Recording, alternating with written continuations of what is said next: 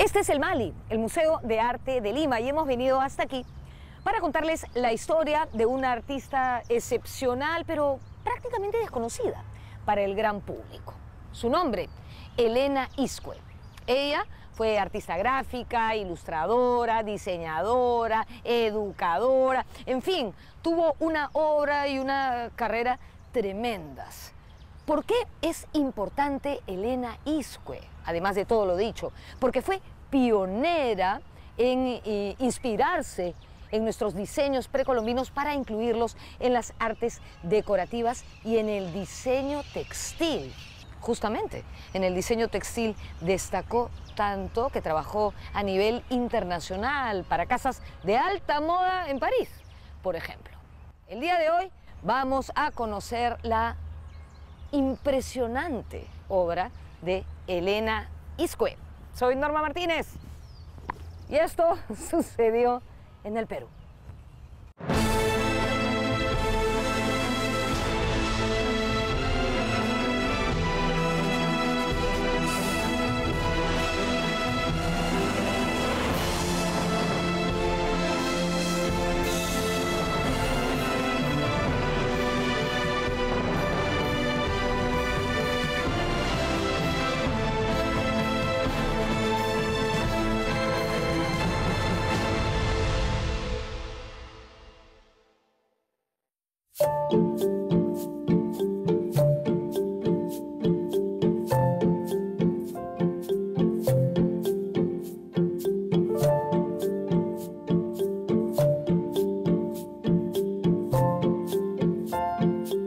Elena Iscue Cobian vino al mundo en Lima el 19 de abril de 1889 junto a su melliza Victoria.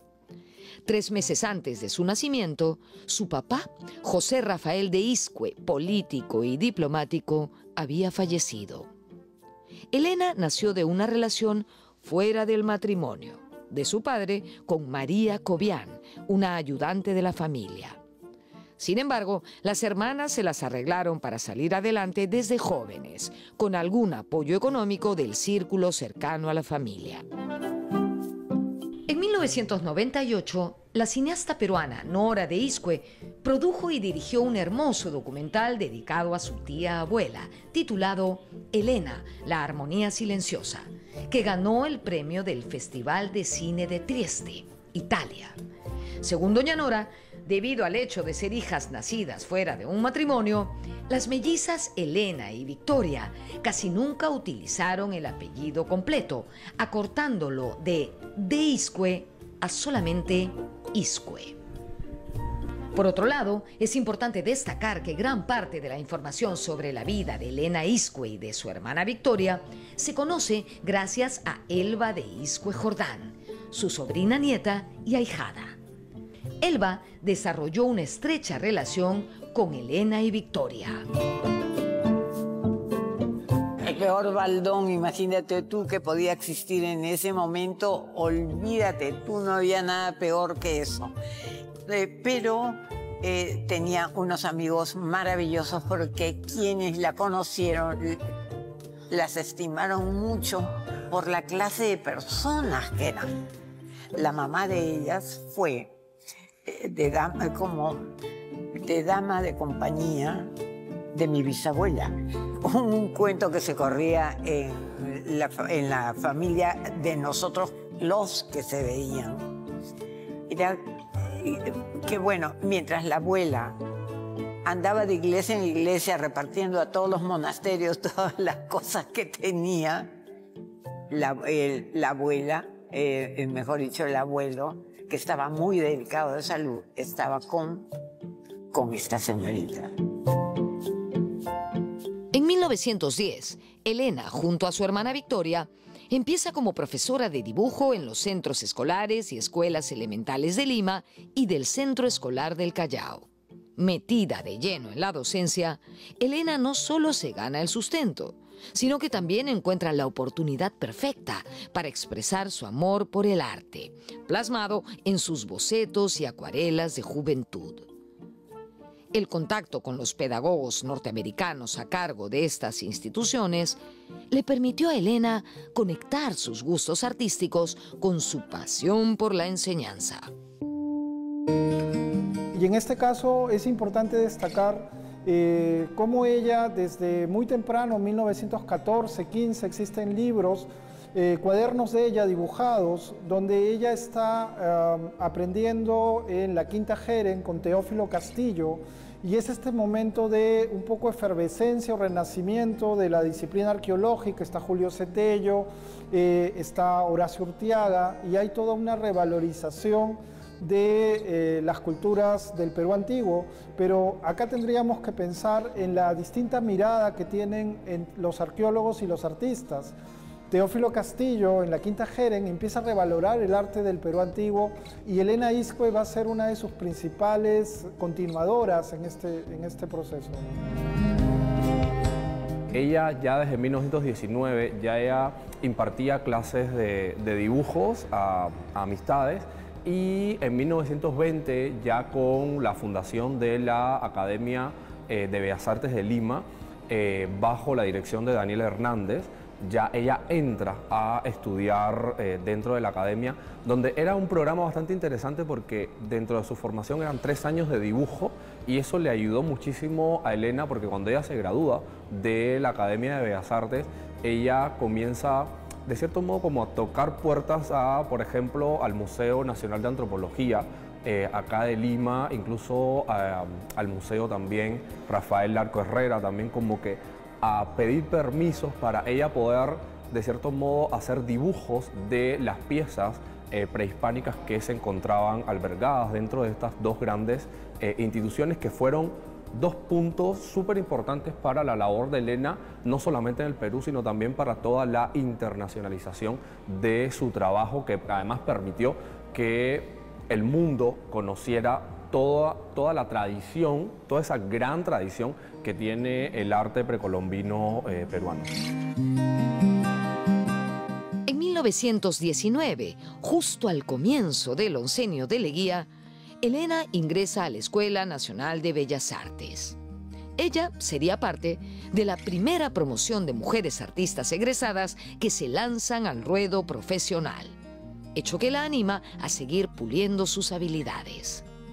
En Bellas Artes diseña textiles, joyería y muebles decorativos inspirados en las piezas arqueológicas de las culturas Nazca, Moche y Paracas. Todo ello con la asesoría del arqueólogo Philip Ainsworth, quien le abrió los ojos al fascinante mundo del arte prehispánico peruano. Ella se acerca al Museo Nacional de Arqueología acá en la ciudad de Lima, dirigido por Ainsworth, que fue uno de sus grandes apoyos dentro de toda su trayectoria. Elena le comenta de que esas copias, que esos estudios y esos dibujos que ella quiere hacer de todas las piezas que se encuentran en el museo, no solamente va a ser algo para ella, sino que va a ser para todo el país. Y ahí es donde el director obviamente le da los permisos y le permite que durante 15 días ella pueda transitar por todo el museo y pueda hacer estas copias de patrones geométricos específicamente, de estos patrones que se encontraban en las cerámicas, en el arte textil, y eso es lo que a ella le fue permitiendo ir recopilando toda esa información que ya después, más adelante, hablaremos un poco de sus 2 tomos que ella hace de estos libros para del arte peruano para las escuelas en el Perú. Yo creo que hay varias características de Elena Iscue en la época que estudiaba en la Escuela de Bellas Artes. Lo primero que podríamos destacar es su participación en el Salón Ayacucho de 1924, donde participó con los diseños para este salón que fueron encargados a Manuel Piqueras Cotolí. Participó Daniel Hernández, José Sabogal y los alumnos más destacados de la Escuela de Bellas Artes. Otro hito importante en este periodo de Bellas Artes es cuando ella trabaja en las decoraciones por la celebración del centenario de la independencia peruana, con diseños en muebles con temas incaicos también o precolombinos.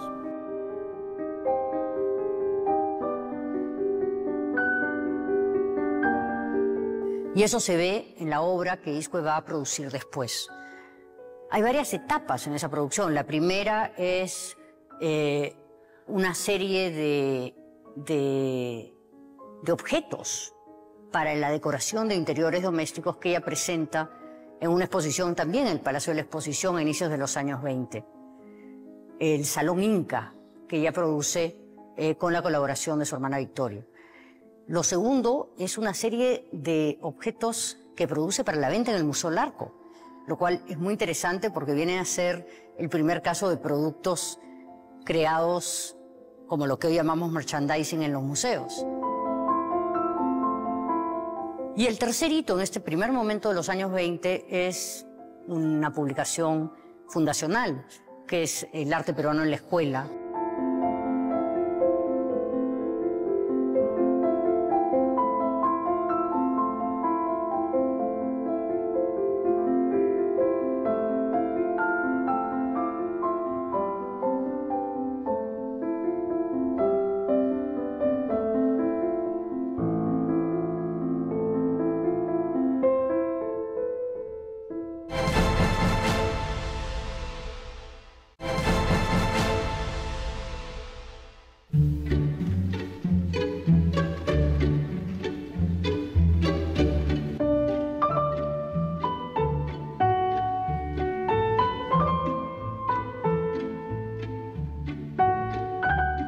La chispa creativa de nuestra protagonista se enciende en pleno auge del indigenismo pictórico de Bellas Artes, representado por el maestro José Sabogal.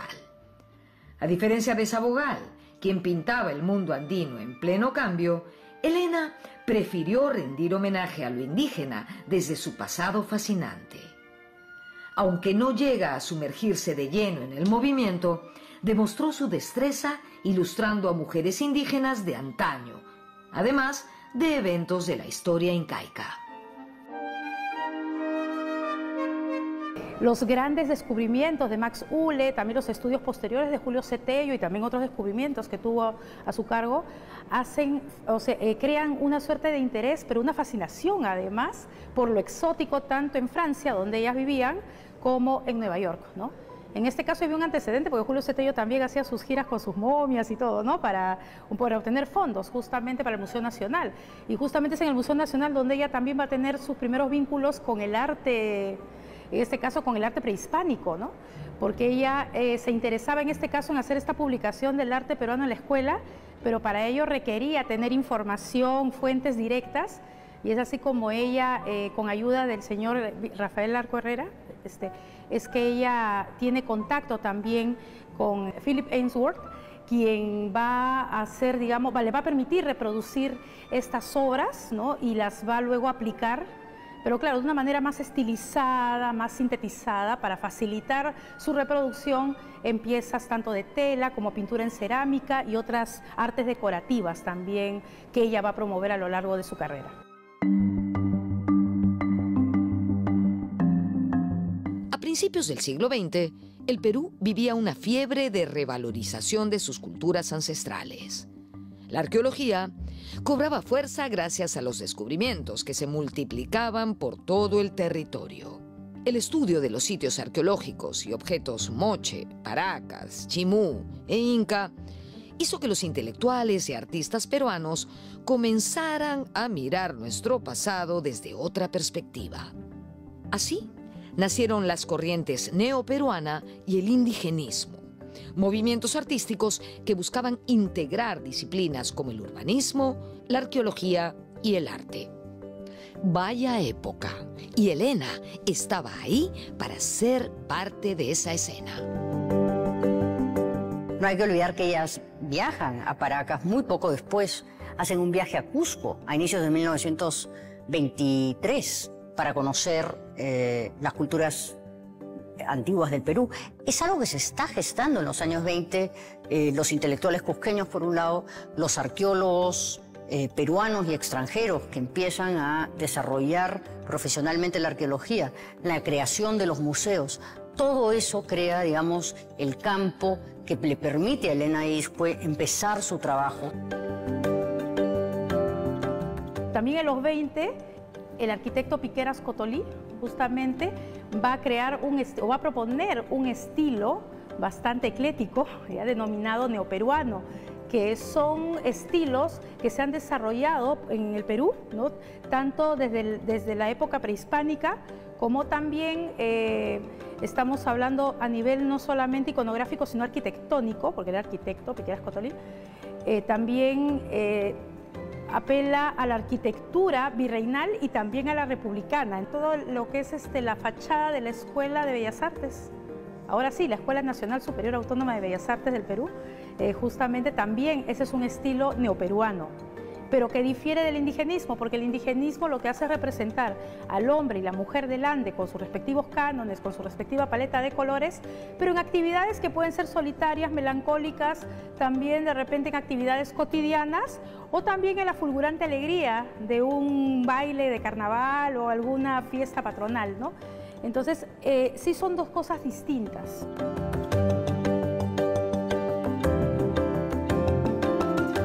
En esa misma época, también se estaba replanteando la educación a nivel nacional. Un actor clave en esos cambios educativos fue el educador José Antonio Encinas. Este maestro puneño tenía la visión de una nueva escuela peruana donde primara la igualdad social y la solidaridad. ¿Cómo? Dándoles a los estudiantes más libertad para pensar y poniéndolos en el centro de la acción educativa con métodos más dinámicos en clase. Elena de Iscue fue pionera en esta pedagogía dinámica, enseñando a sus alumnos y alumnas técnicas artísticas del Perú antiguo. Lo cierto es que ella tenía más bien una preocupación por incentivar sobre todo a la niñez en valorar sus raíces, ¿no? Valorar sus orígenes, y eso es lo que ella hace, ¿no? Ella se apropia de la iconografía, pero luego la estiliza, la sintetiza de tal manera que puede ser aplicable a cualquier tipo de técnica artística, incluyendo el arte textil.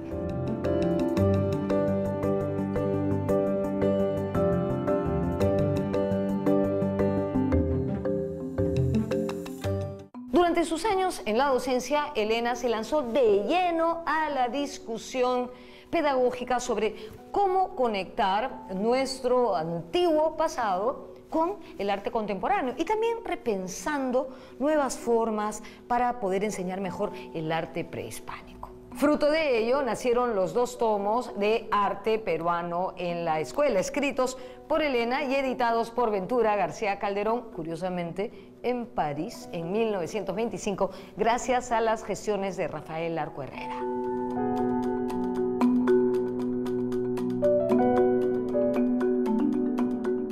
Ese texto tuvo mucha repercusión, y no solo dentro del Perú, sino fuera, porque Rafael Larco Herrera hizo una campaña internacional para difundirlo. Envió el libro, hay cartas, documentos de todas partes del mundo que llegan agradeciendo el envío del libro. Estos 2 pequeños tomos son una de las primeras esfuerzos en América Latina. Habían habido ya algunos, sobre todo en Argentina, que permiten forjar esta idea que uno puede crear un arte nacional y una identidad nacional sobre la base del conocimiento de las culturas antiguas del Perú. La idea de publicar el arte peruano en la escuela en París no fue casualidad. En los años 20, Europa era el epicentro artístico mundial. Por ello, el plan era lanzar esta obra rodeada de artistas e intelectuales modernos de primer nivel. Larco Herrera y Elena Iscue no solo querían que los niños peruanos aprendiesen con estos libros, sino buscaban también que el arte precolombino les inculcara la idea de una identidad nacional.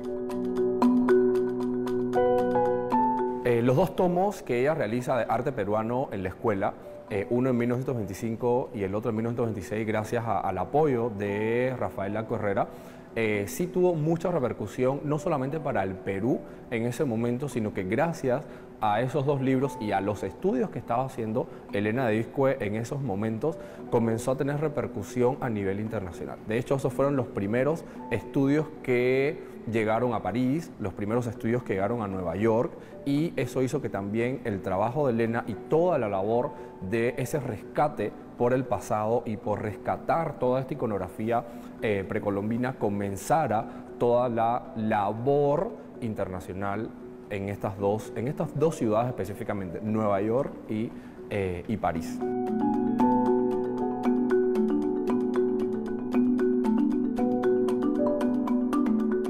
Yo pienso que podría ser un buen momento como para rescatar nuevamente, revalorizar nuevamente la obra de Elena Iscue y que en realidad esos libros lleguen, porque además eran libros súper didácticos donde ella colocaba la imagen de determinado dios de una cultura determinada y colocaba para que el alumno de primaria, de colegio, pudiera repetir ese patrón y se acercara mucho más a esta iconografía.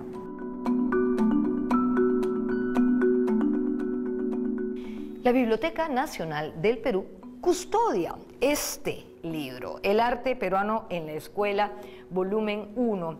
Y dentro de él podemos encontrar motivos prehispánicos que los estudiantes podían imitar. Las mujeres, tejidos y bordados, y los hombres, pintura en cerámica. De hecho, si Elena Iscue hubiese vivido en esta época, no hubiera hecho esa distinción de género. En todo caso, lo que ella pretendía era que los más pequeños se vincularan artísticamente a nuestro pasado.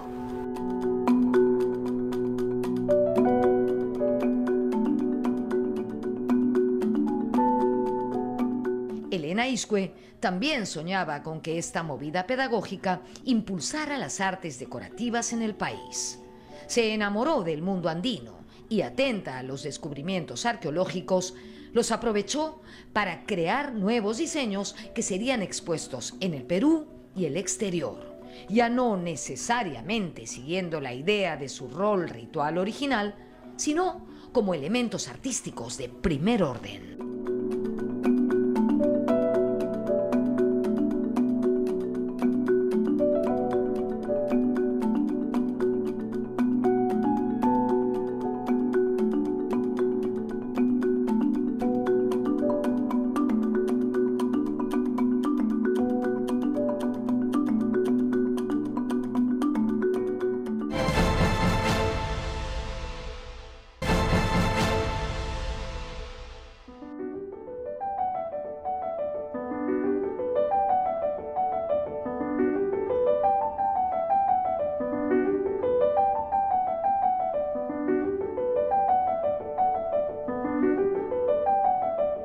Elena logró asentar el conocimiento del arte prehispánico en esa época. Pero no solamente eso, sino que además le dio un giro a los diseños de nuestros antepasados para hacerlos parte del presente. Como la misma Elena señaló en el segundo tomo de Arte Peruano en la Escuela, el Perú fue grande y poderoso. Puede volver a hacerlo cuando tú quieras, por obra de tu corazón, de tus brazos y de tu cerebro.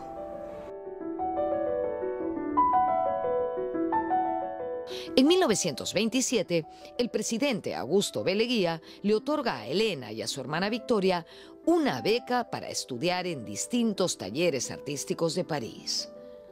Fue algo así como ganarse la lotería artística. Con esta oportunidad, las hermanas pudieron ampliar su repertorio de técnicas, lo que lleva a Elena a brillar como artista en la ciudad luz.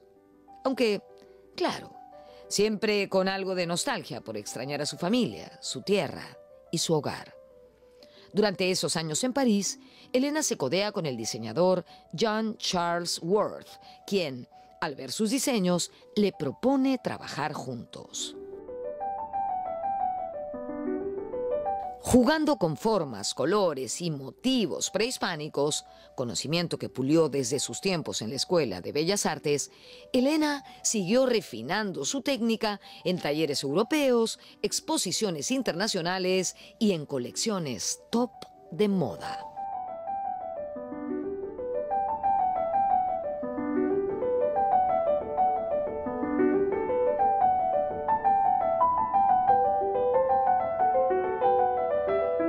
Junto con su hermana, ingresan a la Academia de la Grande Chaumière, donde además comienza a asistir a talleres de grandes artistas como Fernand Leyer, que le acerca al cubismo, y automáticamente, haciendo estos estudios geométricos dentro del cubismo, también se acerca al futurismo, donde también ya Elena de Iscue está viviendo una época parisina donde se había acabado la Primera Guerra Mundial, estábamos en un periodo de entreguerras donde está en un boom, no solamente a nivel europeo, sino también a nivel norteamericano y latinoamericano, la llegada del Art Deco. Y el Art Deco es un movimiento sumamente importante porque además el Art Deco se inspira de todas estas culturas exóticas, de todo el arte africano, e incluso también se acerca al arte peruano, y de hecho París comienza a conocer lo que está sucediendo en América Latina y todo este universo precolombino gracias a la llegada de Elena de Iscue y gracias a todos los estudios que estaba haciendo Elena de Iscue de la iconografía peruana.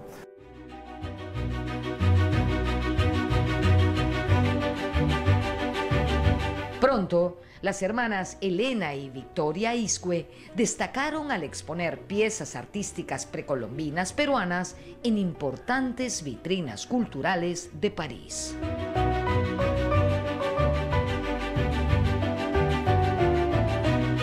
En 1928, el Museo del Louvre tiene un gran acercamiento al arte, digamos, para Europa. Todo lo que se realizaba en África y en América Latina era como arte exótico, arte primitivo.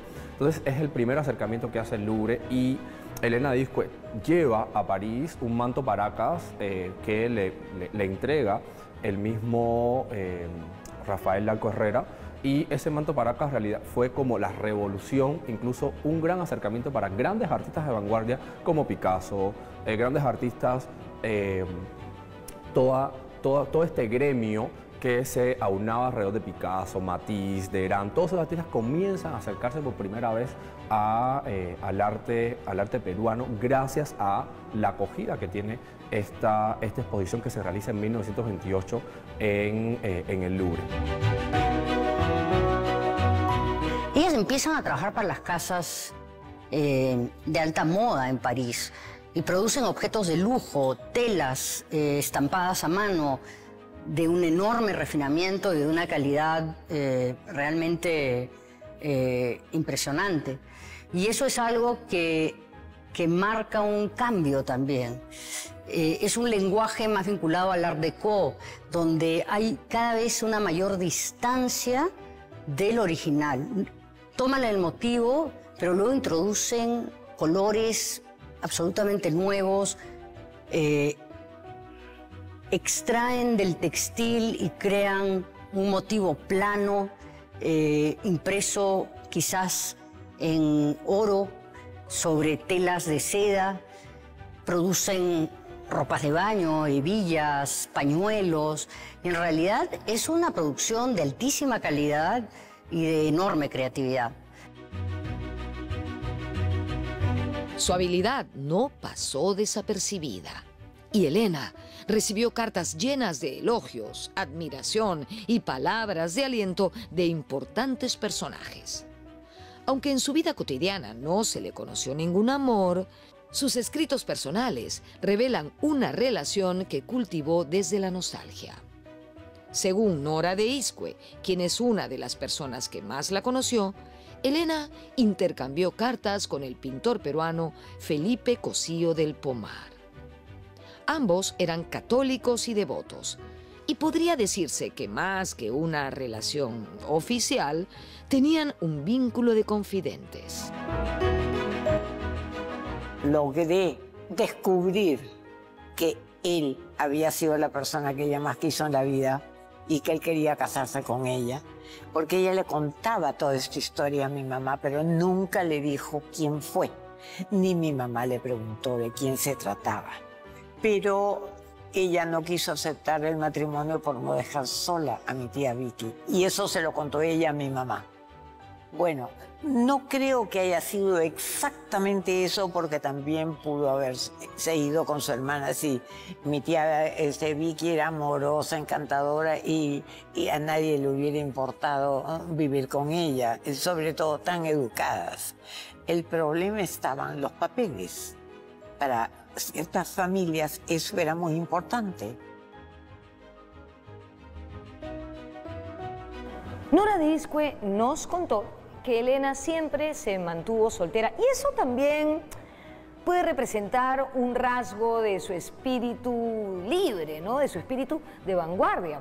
Además, porque dedicó todo su tiempo a su desarrollo artístico. Eso sí, siempre acompañada de su hermana y compañera Victoria. Victoria Iscue también era una talentosa artista, destacándose en la elaboración de encuadernaciones y repujados en pan de oro, entre otras cosas. Según Elba de Iscue, su tía Victoria desempeñó un papel fundamental como colaboradora de su hermana Elena. Mira, mi tía Vicky comprendió y ellas se daban la mano completamente. Llevaba la casa, pedía lo que faltaba, los lápices, la comida, lo que fuera. Todo eso lo solucionaba mi tía Vicky. Y después mi tía Vicky también enseñaba a rematar las cosas que hacía mi tía Elenita, pero con esas puntaditas invisibles de distintos puntos de orillado para los mantelitos, para los pañuelos, las cosas. Ella enseñaba a todos los chicos cómo se hacía eso, a las niñas. Ella hacía todo por mi tía Elena para ayudarla a que no perdiera tiempo. Se le recuerda más a Elena que a Victoria, porque Elena es la que ejerce la disciplina desde el trabajo de las Bellas Artes, porque ella estudia en la Escuela de Bellas Artes. Ella es la primera promoción, estudia con Daniel Hernández, pero siempre tenemos estas duplas interesantes en la historia del arte peruano. Por ejemplo, podemos mencionar a las hermanas Alicia y Celia Bustamante, que también trabajan en la Peña Pancho Fierro, en la colección, formando una colección destacada de arte popular. Pero sin duda es Elena la que está en la Academia de Bellas Artes, participa en exposiciones, pero es importante también mencionar a su hermana, ¿no? Siguiendo su camino artístico y gracias a sus nuevas amistades parisinas, las hermanas Iscue viajan a Nueva York en 1935 para armar la Exhibition of Modern Peruvian Art, una gran muestra en la que se presentaron más de 400 piezas de Elena, principalmente pañuelos, bufandas y textiles inspirados en las culturas precolombinas peruanas. La artista logró presentar una nueva imagen del Perú, mezclando el imaginario y motivos del pasado prehispánico con el arte moderno. Hay una filántropa que es la hija de Morgan, que es un gran filántropo que vive en la ciudad de Nueva York, y la invita específicamente a realizar más diseños para la sociedad de los Estados Unidos, la sociedad neoyorquina, para que también conozca un poco no solamente la labor, sino lo que estaba de moda en Europa, porque de hecho Europa resonó muchísimo todo el arte textil que estaba haciendo Elena de Iscue con estos pañuelos, con estos bordados, porque de hecho había muchas artistas en esta época, como Sonia Delaunay estaba haciendo también vestimenta. En el arte ruso también destacó muchísimo con la realización de llevar patrones hacia la ropa de la mano de la Bauhaus. La Bauhaus fue una escuela que impulsó muchísimo, y obviamente Elena, al encontrarse en todo ese auge, comienza a hacer una labor súper importante, y eso llegó a oídos y a las manos de la hija de Morgan, este gran filántropo, y le invitan a la ciudad de Nueva York.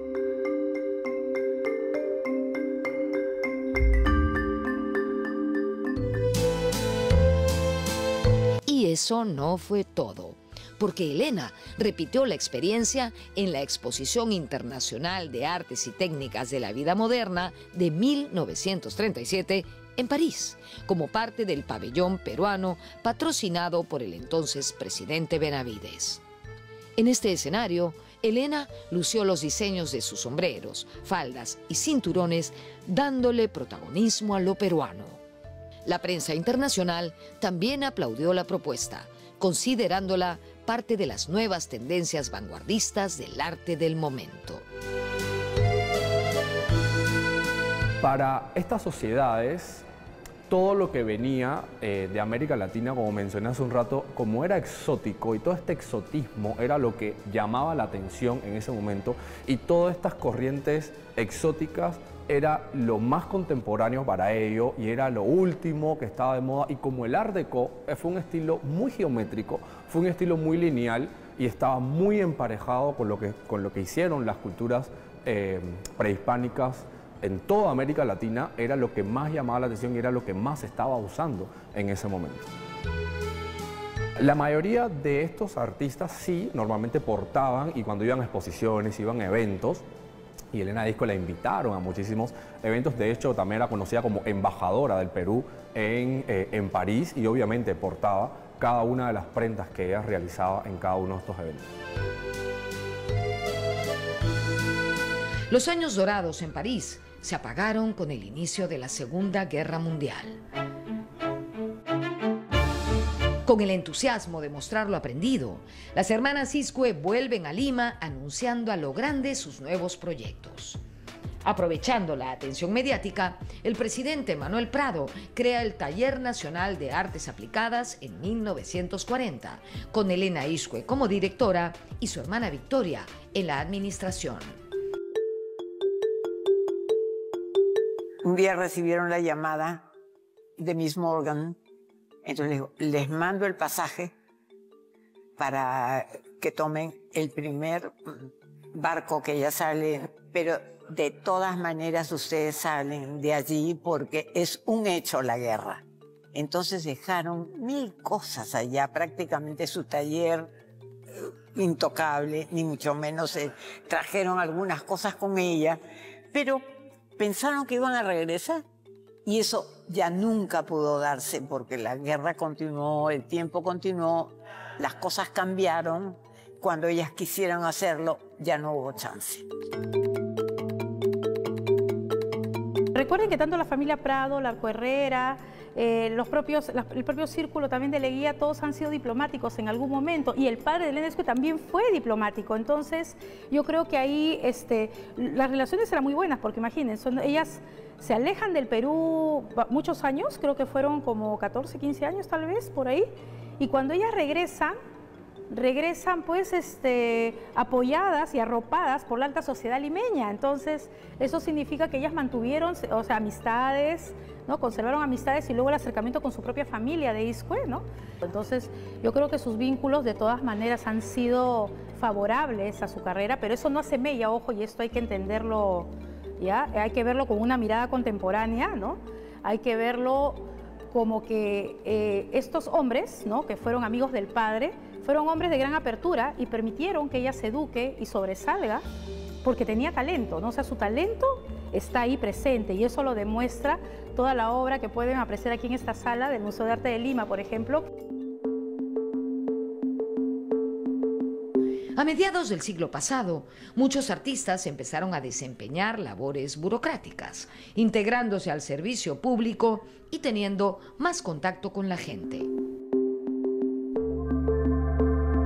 Bueno, digamos que este periodo, que es un periodo en el cual ella está muy vinculada al tema de la administración pública, no fue solo el caso de ella, sino de muchos de nuestros artistas que en este periodo de crisis, ¿no? Tuvieron que afrontar cargos administrativos, como el caso de Carlos Quispe Sacín, que fue inspector de higiene y es uno de nuestros más importantes muralistas, o también José Sabogal a partir de 1943, después que sale de la Escuela de Bellas Artes, va a estar abocado al Instituto de Arte Peruano, que se había creado en el 31, pues no tenía fondos, pero en el 46 está Julia Codecido. Entonces digamos que es un periodo en el cual nuestros principales creadores peruanos están trabajando en la burocracia y tal vez pensando en un sentido de cambiar las cosas, ¿no? Y proponer desde el arte ciertas miradas de entender al Perú, ¿no? Yo creo que es también una vocación de servicio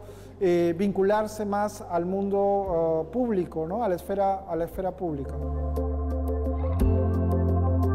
Motivada por el interés oficial de construir un arte peruano moderno, en 1942, Elena inaugura en Lima la primera exposición de tejidos de paja, donde se exhiben los trabajos de las tejedoras capacitadas durante una serie de cursos en el norte del país. La prensa se volvió loca, no solamente con los sombreros, sino con la diversificación artesanal de la paja en carteras, zapatos, pulseras e individuales, por ejemplo. Cuando ellas regresan al Perú, ellas empiezan a trabajar para el Estado en proyectos de capacitación y apoyo a las industrias artesanales, sobre todo en el norte del Perú. Es un trabajo muy importante, quedan objetos producidos en el contexto de ese trabajo, pero luego ya en la década del 60, del 70, están ya retiradas en gran parte del trabajo formal y en gran parte ya en la década del 60, en la década del 70 ya se retiran.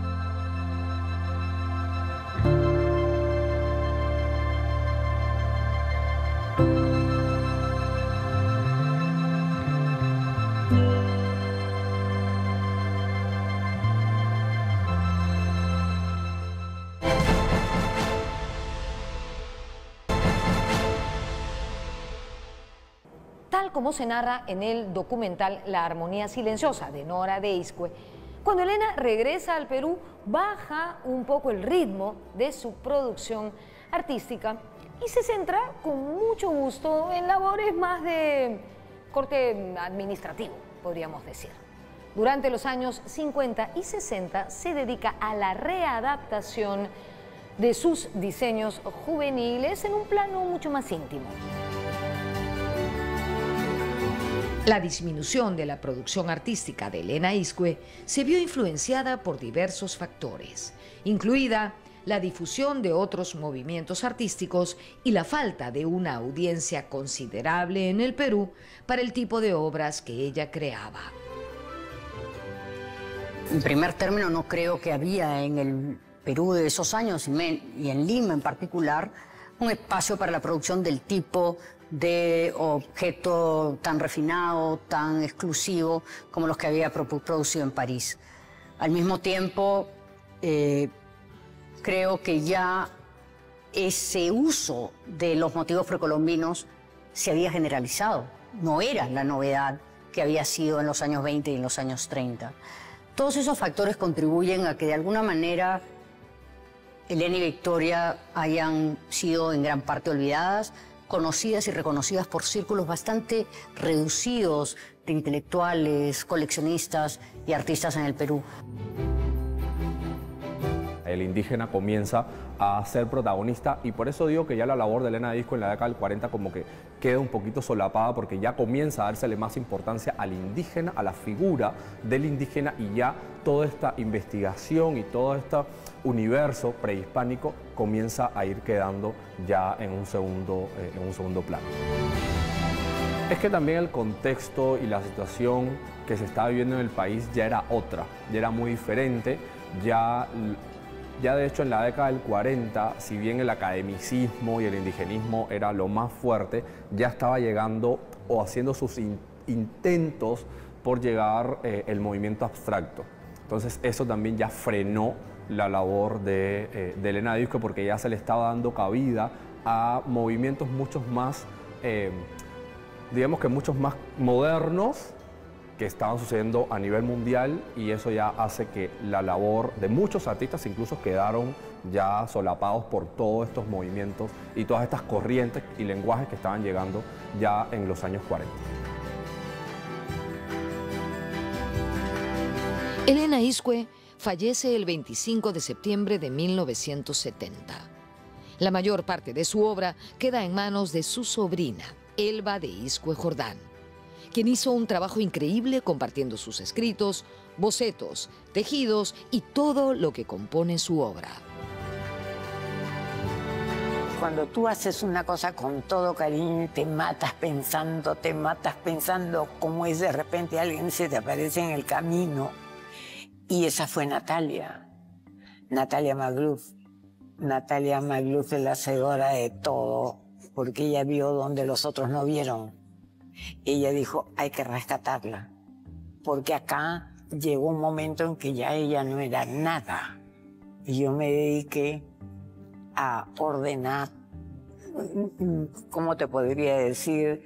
De un modo empírico, pero gracias a Dios que todo lo clasifiqué, porque yo también sabía clasificar. Entonces, ya eso me ayudó a poner las cosas en su sitio. La elaboración del archivo Elena Iscue no habría sido posible sin la invaluable contribución de los historiadores Natalia Magluf y Luis Eduardo Buffardén, autores también del valioso libro Elena Iscue, el arte precolombino en la vida moderna. Además, Magluf y Buffardén fueron los curadores de la primera gran exposición dedicada a Elena Iscue en 1999, organizada por el Museo de Arte de Lima y la Fundación Telefónica. Se puede decir que ese fue el momento en que se redescubrió la obra de esta importante artista. Prácticamente lo único que se conocía de Elena Iscue era el arte peruano en la escuela. Para los curadores fue un descubrimiento impresionante. Para los diseñadores gráficos del Perú, para el público en general, fue confrontarse con algo que no formaba parte de la memoria colectiva del arte peruano. Los curadores, Luis Eduardo Buffardén y yo, trabajamos mucho con el archivo familiar que había sido cuidadosamente conservado por Elba Iscue, sobrina de Elena y Victoria. Como historiadora, yo nunca había encontrado un archivo tan completo de un artista peruano del siglo XX. Fue impresionante descubrir la documentación que existía en ese archivo, lo completa, lo rica. Y es casi un milagro que haya sobrevivido, porque tantos archivos de artistas peruanos se han perdido, han terminado desperdigados, desmembrados, en muchos casos vendidos a ropavejeros. En realidad, sin ese archivo, hoy no tendríamos una idea clara de quién fue Elena Iscue, qué hizo y por qué era tan importante su trabajo.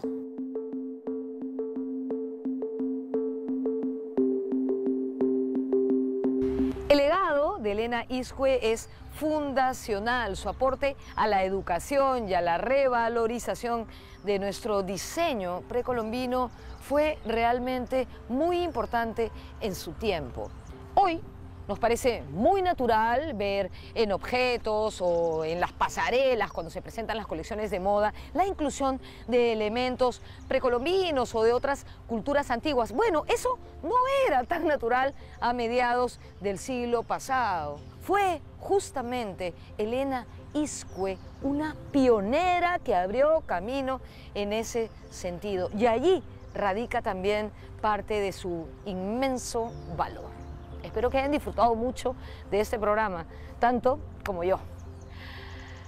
Nos vemos en la próxima.